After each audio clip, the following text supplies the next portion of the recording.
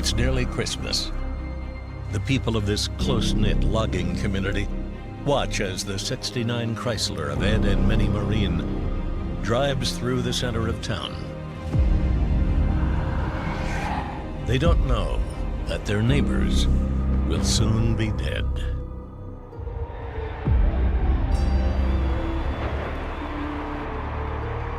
I didn't get the call until 8:30 at night. I had came home from working out in the wet, cold snow and ice, had dinner and was headed off to bed when my dad called and said, "You need to come down to Grandma and Grandpa's." And I knew something was wrong right then. I got in my truck, left my ranch, went down, and there was many things going through my mind. It was spinning fast, I know. Around the corner, and I see all the cop vehicles. Felt like my heart dropped out of my chest and hit the bottom.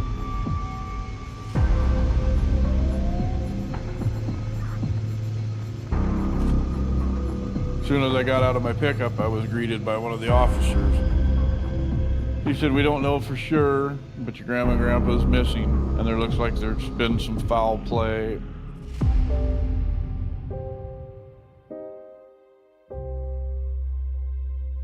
I walked in, and I see papers strung around in the house. They kept a bunch of bank statements in shoe boxes, and they were strung out over the living room. Grandma's purse was left by her chair tucked behind the couch. She never left the house without her purse. This ain't normal. My dad came over to our house and he said Grandma and Grandpa were missing. Their car was missing too. We were all in shock and disbelief. The Morans had some financial means. They sold Christmas trees from their Christmas tree field. One scenario was probably that maybe they'd been kidnapped and were being held somewhere. Dennis Hadler was Minnie Moran's son. He was a well-known entity in Lewis County because he was the owner of Dennis Hadler Logging. He was probably one of the largest logging companies in the Northwest at the time.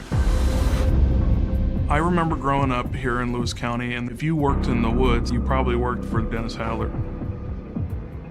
I thought somebody grabbed Ed and my mother, and that they would hold them ransom. You know, most everybody was trying to think the best, but figuring that the worst was about to come. The very next day, in the early morning hours, an employee at the Yardbird shopping mall reports a vehicle matching the Marin's description.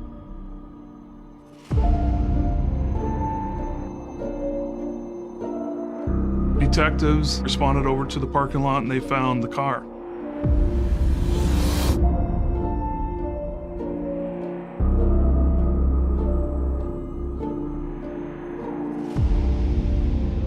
It is a icy morning.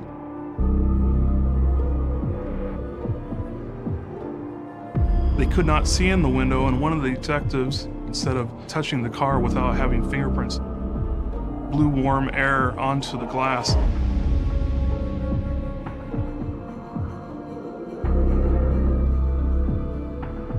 Once he did that, he could see that the car was covered in blood, which would probably be burned in his brain for the rest of his life.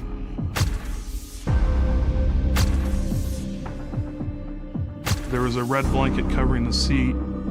The detectives could see damage from what appeared to be shotgun pellets going into the dash. Mr. Marin's hat that he's known to wear all the time was laying on a floorboard, and still no sign of Ed and Minnie. Maybe they're in the trunk.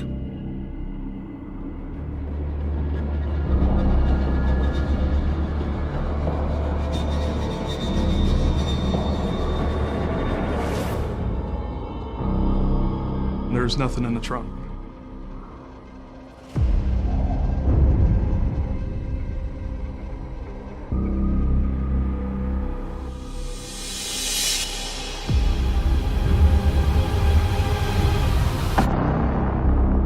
I never did go see the car. Did you want to see the car? Did you choose not to see the car?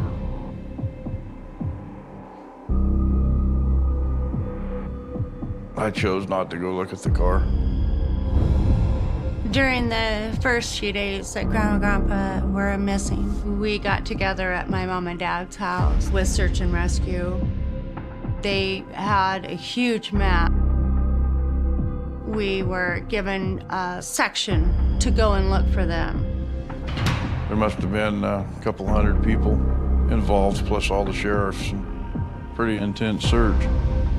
We gotta find them. They're out there, and we know that they're hurt. We were searching everywhere, but the logging roads are endless around here. I'm actually scared to get out and look. I was terrified. I was out scouring the different county roads when I got the call over the radio and said they had found their bodies.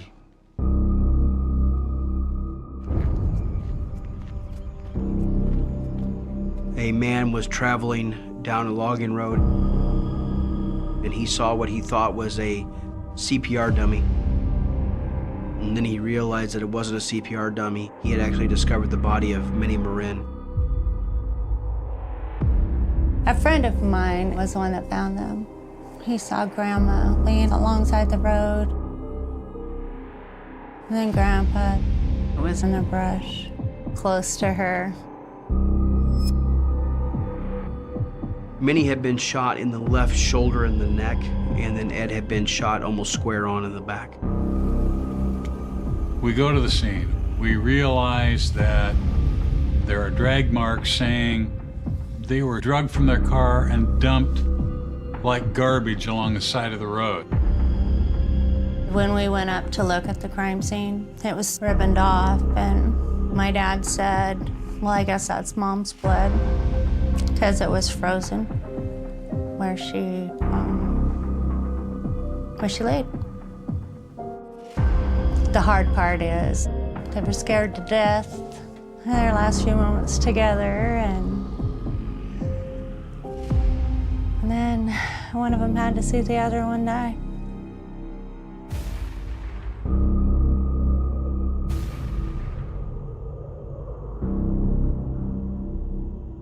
The last time that I seen my grandparents was on the Sunday before they disappeared, and I stopped in to see them. Took my grandfather down to the store, got milk and eggs and bread, not realizing that that's the last time you're going to be able to touch him or hold him or talk to him or see him or anything.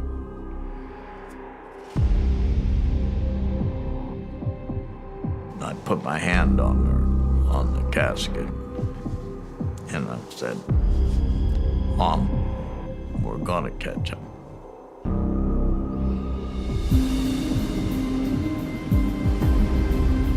I grew up in Lewis County. In 1985, when this occurred, I was 10 years old. Ed and Minnie were everybody's grandparents. The murder changed the way a lot of people felt growing up and living here. It bothers you.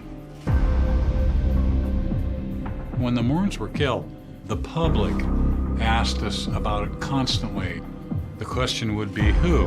Who would do this to two 85-year-old, defenseless, old people? We really wanted to succeed.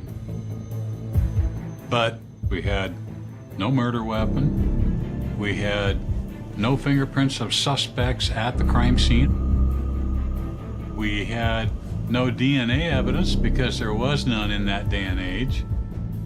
There's dozens and dozens of fingerprints in the house, in the vehicle, an exterior of the vehicle. The majority of those prints came back to Ed and Minnie and some other family members. One of the biggest items that's collected as evidence is that they found a bank receipt in Ed's pocket. I'm presently out at Sterling Savings. Apparently you had a transaction with Mr. Morin. Could you explain what occurred, ma'am? Mr. Morin called and asked if we had any money. And I said, yeah, we had a nickel or a dime. And he said, no, he would need a little more than that. said $8,500. When he got there, the money still wasn't ready, and so rather than wait in the bank, Ed went back out to the car. And when the teller went out to get him, Ed got out of the car before she got too close. She thought that she saw someone else in the car, but couldn't be sure. When Ed Morin withdrew $8,500 from the bank, the question became, who knew that they had that money to withdraw? What if it was a family member of the Morins? There were cigarette butts in the car. Ed and Minnie did not smoke, and Mike Adler did smoke.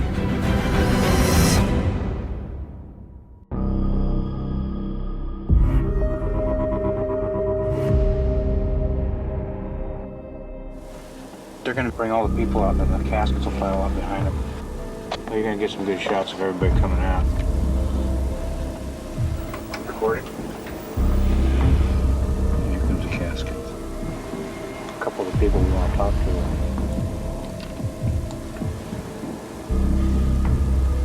Look at the pallbearer. Here comes your guy right there. Okay, make Mike President. That's the bad guy, I think. Some family members were looked at a little bit harder than others simply because of their history, and one of those was Mike. Mike had a history with law enforcement. Mike had a temper, a little bit too much drinking and fighting and getting involved in things that he probably shouldn't have. They made me mad, pissed me off. And I pretty much told them to kiss my ass. You want to look at someone who had access to the house since there wasn't forced entry. You want to look at somebody that has knowledge of how much money they had. And so they also looked at Rodney, one of the grandsons. Whenever you have these type murder deals, it's usually always a family member or something like that, they say, that does it because they're all disgruntled or whatever. So they come and ask you these questions. I call it interrogation. It made you feel like you're guilty.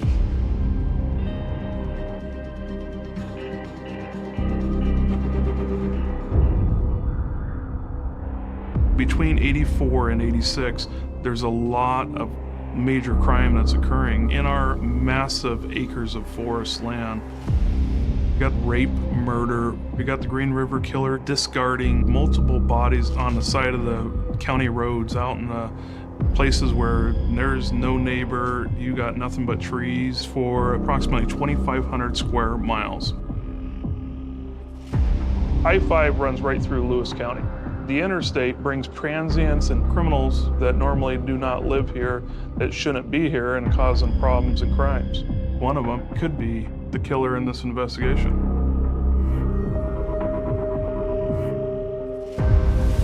I saw a man with a rifle at Yardbirds.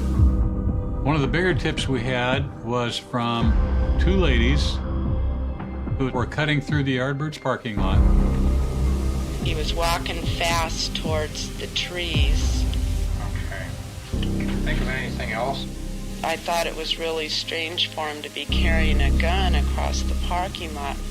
And it was weird that it was wrapped in something instead of in a case or just bare.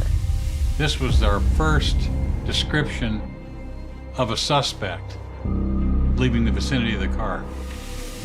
He had dark brown wavy hair with a small growth of beard on his face. He had on a stocking cap and a green army coat.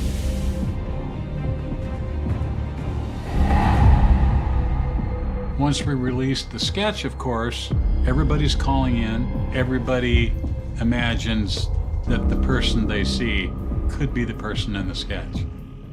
I didn't look nothing like the composite. Does my hair look dark? We took pictures of anybody who met the physical description of the sketch that we had drawn.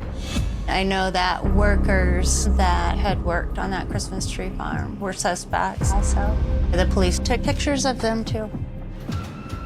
And then they made a lineup of, I don't know, 8, 10 pictures or however many they had. The detectives gave that photo montage of black and white and small pictures to all these witnesses, and nobody could identify a suspect. The cops were running into dead ends every time they turned around.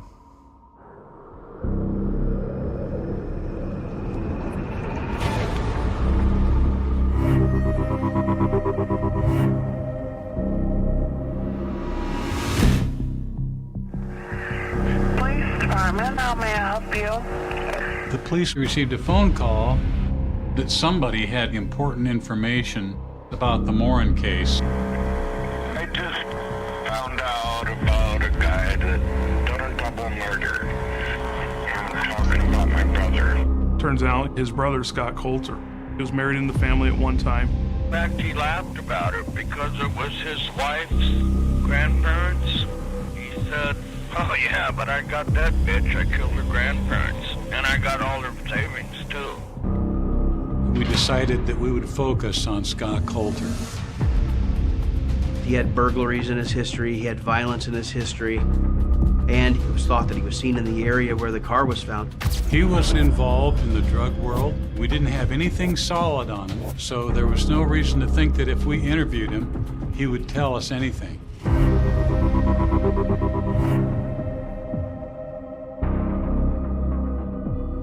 The detectives devised a plan where they would pretend to be with the mob and that he was going to be initiated into the mob in order to make some money.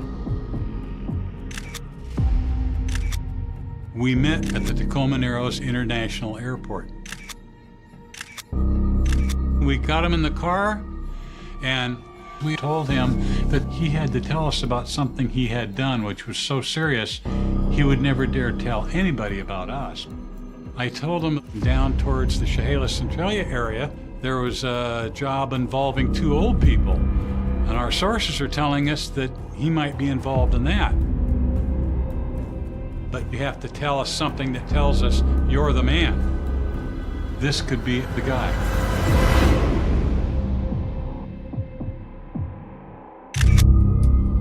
Scott Coulter was about to admit that he had specific information about the Morin case. We tried not to act surprised, but we looked at each other and our eyes got wide. We said, "Okay, tell us about that." And Scott actually said, "Well, I just got him in the car and took him to the Yardbird Shopping Center," and he went like that. Well, of course, it wasn't a handgun at all. Now, what kind of gun did you use? He said a .22. It wasn't a .22. It was a 12-gauge shotgun. He had the wrong kind of gun. He was wrong on where they were killed. He didn't have the right answer to anything. You could have read the paper and gotten more right. He wanted to be the guy so badly that he would lie to us, but he wasn't the guy. Suddenly, we're back to square zero. We didn't have any more witnesses. No more people were coming forward. This case is dead.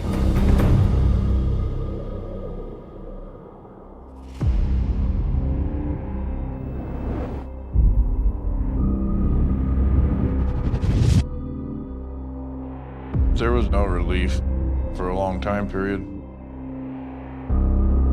And you'd have nightmares. I had nightmares of different people, different faces. You get up screaming and fighting. You fall out of bed, slinging your arms. And the doctors call them night terrors, but I don't think you had one this week, but last week. Generally, they used to be when this was going on, they were every night.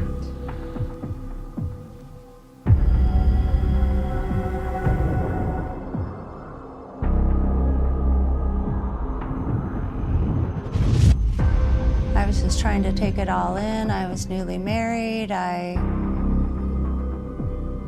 was pregnant with my twins.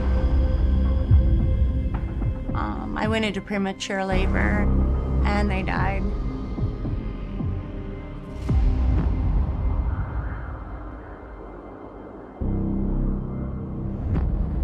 There's always going to be that little hole left in there.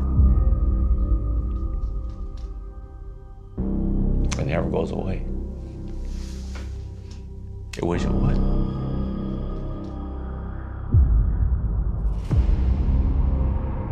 There was a lot of fingers pointed at me, but what are you gonna do? It was really hard to clear your name. Makes you very angry. It turns you into a mean person instead of a loving, caring person. I'd just go out and get drunk, end up in a fight. Cops came and got me. And I told them, don't you think you should be out finding my grandparents' killers? They weren't doing justice by my eyes. The rage in me wanted to come out because I wanted to know who did it. So we could go take care of it and get it over with. You mean take care of it? Take care of it. That's how we was raised. An eye for an eye. Tying them to a pickup and drag them up and down a logging road and stop and throw rock salt on them and watch them sit there in pain and drag them a little more and let them bleed to death. I dreamt the ways to torture them. And I don't know that we'll ever find peace until we find out who did it.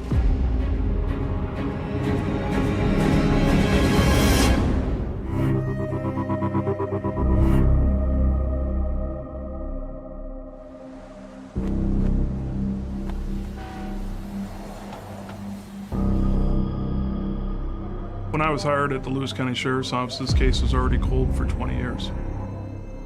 I'm in my mid-20s. I said, I want to solve the murder of Ed and Minnie Marin. I went into the sergeant, and the sergeant goes, what are your goals for this year? And I said, well, I want to solve this case. The detective said this case has been unsolved for years and years. You might want to think about some other things, you know, like property crimes, burglaries, and I said, no, I'm serious. So when I opened up the case, the first thing is going through this massive amount of case file.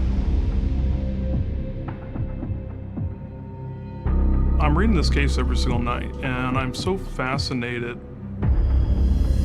because this is, I feel, one of the most horrific crimes in Lewis County history. We got a robbery, we got a kidnapping, and we have a double murder. I'm living this, breathing this. I want the who, the what, the how, the where, the why. But I'm not the first detective to investigate this case. And so for me, I had to think about something that I can do different. Hello, hi, is Frank there? Yeah. Frank, this is Bruce Kimsey. I ended up going through every single statement of a witness saying, I saw the vehicle. I mean, just near Yardbirds alone, you had over a dozen people who saw that vehicle. Did you see the Morin vehicle? I'm sure it was a darker green Chrysler or something like that. This is a small town community. People knew who Ed and Minnie were, and so their vehicle was a very well-known car. I created a map, and I would pinpoint witnesses on the map. This is Highway 12. We start from the Marin residence, and several hundred yards from the Marin residence is the first witness. He was going east. Are you on the same side of the road or the opposite side? Opposite side. I could see the path of Ed and Minnie's vehicle from their residence all the way to the woods outside of Chehalis where they were killed. The descriptions match Ed driving the car, Minnie in the front passenger seat. They could only see one person in the back seat. Can you describe what he was wearing? Kind of a green army type coat. Remember the face at all? I really didn't pay that much attention. This is December 1985 in Lewis County. This suspect is in the vehicle driving all over the town. This is broad daylight. In a small town like this, somebody must have seen something.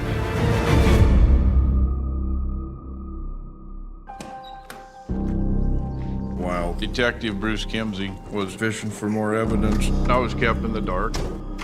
I was still considered a suspect because they felt that it had to be somebody that was close to the family. Some of the theories in the beginning involve the family, because Ed and Minnie are the type of people that do not share their financial statements or financial information to anyone other than family. They're kidnapped out of their house. They're taken to the bank. Ed requested $8,500. I think someone that would be more familiar with them probably would have gotten more money than what they did. Ed and Minnie are from the Depression, and they had multiple bank accounts, which is a very common thing for people that age. They would separate their money. And in this case, they went to one bank when they could have got a lot more money. Maybe it's not someone that's close to them. Maybe it's not a family member. It's someone that may not know them that well. Ed and Minnie had a farm with Christmas trees, which would bring in labor workers to work in these trees. You know, part of the reason that they wanted to look at the people that worked at the Christmas tree farm is A, it was right next to the house, and you would have contact with Ed and Minnie, and B, those Christmas tree farmers tend to be somewhat more transient in nature. Back in 1985, the police officers at the time took photographs of anybody working in the area. Every witness was shown photo montages of these people. The photo montages are about the size of a baseball card, and a person would have to look at this and identify who they saw. The copies that we had were just not good. They were like copies of a copy of a copy. You couldn't tell who it was. I went back and found the original photographs, which were in color, and I scanned them, and I'm using software cleaning up the original to make 8x10 pictures. They look better. You can see more of a description on a person's face, make out their eye color, their hair color, instead of a black and white. You know, that's an area where technology really helped because it was like we had a whole new investigative tool. Do you remember back in '86 giving 2 statements to detectives? Yes, I do. I needed to find every witness in this entire investigation and then talk to them one more time. I showed you 6 separate photographs, and you immediately picked out one. That was the guy that was in front of Ed Minns. Did you get a good look at his face I at got that a time? good look at his face. You know, it was amazing that as we sat and talked with the witnesses, they knew that they had seen someone, but it wasn't until that they saw the clearer photographs that they were able to pick out who it was in the backseat. It's all starting to add up, but I still need more information. I think there's a witness out there that knows what happened.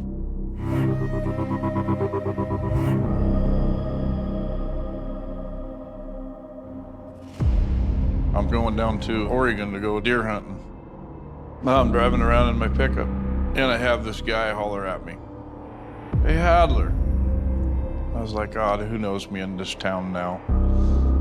And so I turn around and look, and it's an old buddy from high school, Jake Schreiber. So I walk across the street, and we start BSing. I saw Mike periodically. You know, and I would ask him, hey, what's going on with their grandparents' case, you know? After the murders, I always have to pass the Marin's house. My heart would just sink, and I just put my head down in shame. I said to Mike, I'm sorry, please forgive me. He said, I can't do this anymore. I said, you can't do what? He goes, I gotta tell you something. And he said, you don't understand the hell that I've lived with this on my mind for the last 20-some years. I just had to tell the truth. I feel responsible for causing them so much pain for so long. I still feel horrible.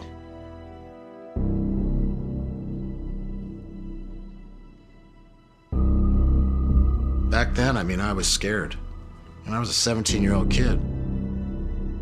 I never told anyone, but I know what happened. My mother was driving Highway 12 west. A car pulled out in front of us. It was an older car, and they were going slowly. So I said to my mother, I said, pass them. So we passed them, and it was the Marins. It was foggy out, but I could see who was in the back seat.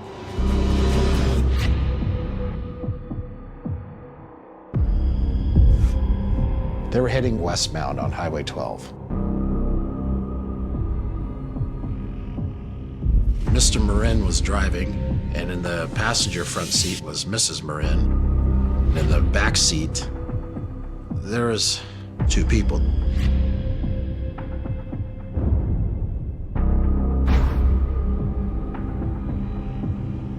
I knew him when I was young because they worked for the Marines on the Christmas tree farm. It was Rick Reif and Greg Reif.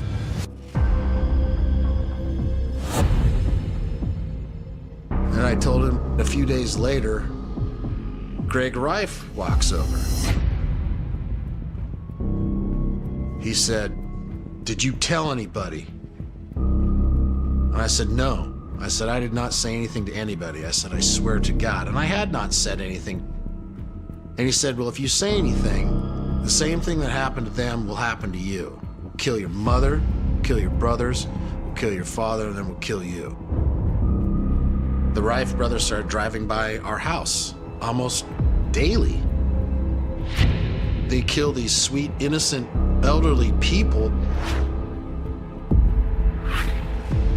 They're not gonna stop after that. They're gonna kill my whole damn family. I mean, I started carrying a gun since I was 17 years old because of the Reif brothers. If I had left the house and I didn't have a gun, I was 5 miles away, I'd turn around and go back and get one. But I am always packing, still to this day. You know. I don't have a gun now, but I have one in the drawer behind me, so. I knew they did it.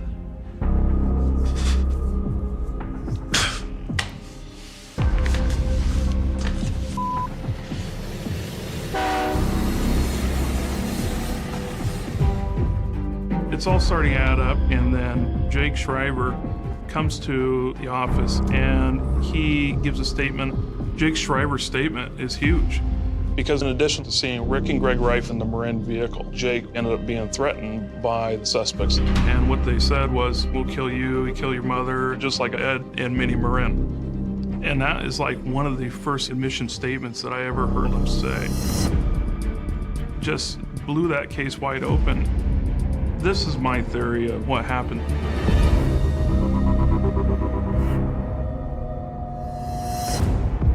Rick Reif and his brother, Greg, they were known drug addicts and criminals in the area. The Reifs knew who Ed and Minnie were because of Dennis Hadler and Hadler Logging. And so they knew there'd be money.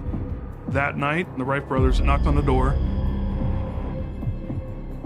When they get into the house, they discovered bank statements, but there's no money. In the morning, they're kidnapped out of their house. They're taken to the bank. They get the money, and they take them up this logging road. They were killed inside their own vehicle. Minnie was shot in her back, and the pellets went through her body and came out portion of her upper shoulder and face. Ed was shot dead center in the back. Bodies were dragged out into the woods and dumped. Then they turn around and come back to Yardbridge parking lot. A short time later, they leave and they move up to Alaska. In my eyes, there's only one place them two brothers deserve to be, and they both need to be in the ground. These son of bitches are still sitting there living, and they took something out of my life that I'll never get back, that none of my family will ever get back. I found out through the investigation that the Reif brothers were up in Alaska. And so I went to Alaska. Some things just need to be done. And I ain't never gonna be at rest or at peace until they're all dead.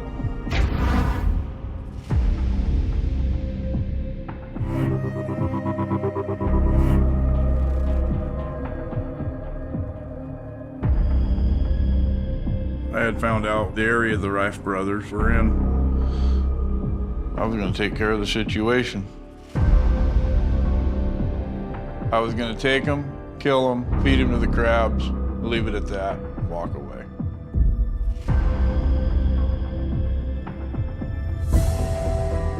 After all these witnesses identifying either Rick or Greg Reif, I finally had enough information to go to the prosecutor and request a warrant to arrest them for the murders of Ed and Minnie.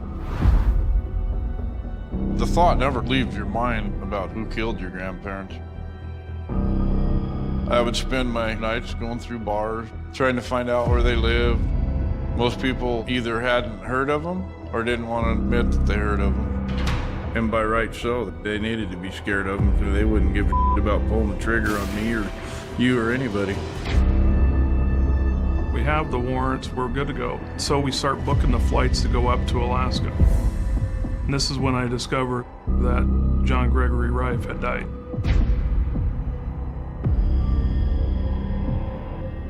When that news came out, it was kind of a blow. I was just thinking, what are the chances? Could we get a little bit of luck here? You know, we spend all these years working up to this, and the day we get the warrant, he's dead. But I knew that Rick Rife was still alive, so we knew we had to get on this now. And so we fly up to King Salmon, Alaska, where Rick Rife was living.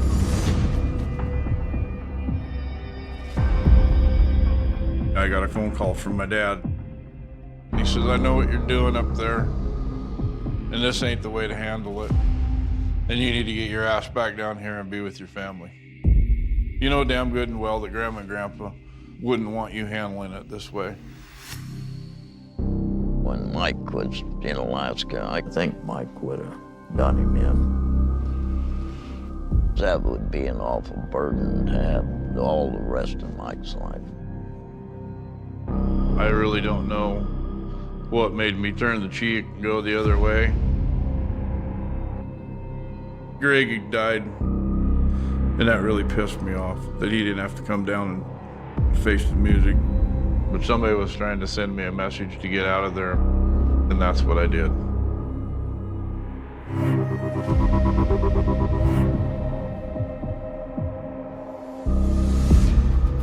We're walking down a gravel driveway of Rick Rife. It was pretty surreal. This is 10 years of my life hunting down the killer, not knowing how this is gonna go. I'm scared that he's gonna grab a gun, something bad's gonna happen. I walk up to the door, I see beer cans and a hatchet. The Alaska State investigator knocks 2 or 3 times, and the door creaks open. I'm thinking, oh boy, this is not gonna go good.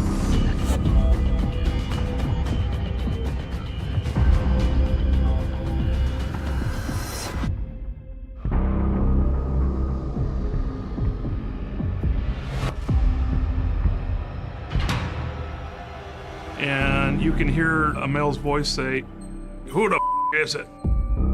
He stands up, and he looks a lot different from what I expected. He has tubes going into his nose. He's on an oxygen machine. We tell him we have a warrant for 2 counts of murder, robbery, kidnapping, and he is so matter of fact. At this point, the state investigator advises him he's under arrest. And the only thing he says, well, looks like I'm gonna need my medications. I said, you ever think all these years that detectives would knock on your door? And he said, well, yeah.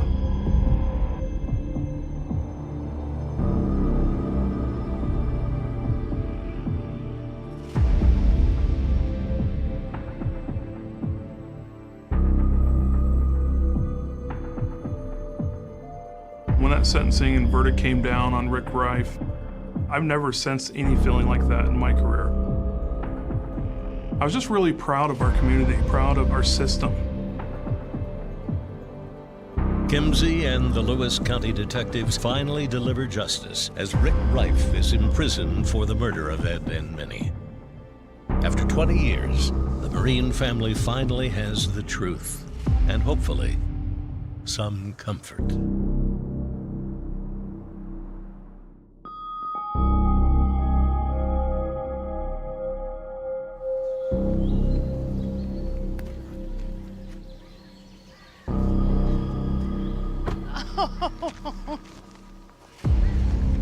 Hello, young lady. Hey there. Hello, Denise. Oh.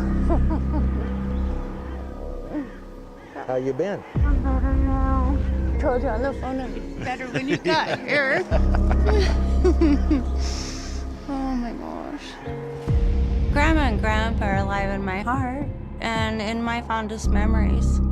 But without them here, the family hasn't been together again. So it was time to get together and maybe have a Hadler cousin reunion. Is that Michael? Oh, God. I haven't seen him for a long time. I haven't either. Oh, hi, kid. I guess what people don't really realize is my grandparents were only the first victim. Then you got the family. You know me, let's have a drink. Let's go.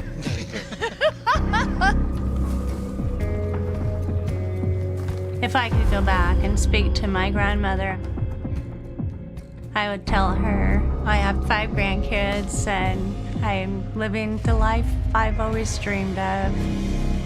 I think she'd be proud of me.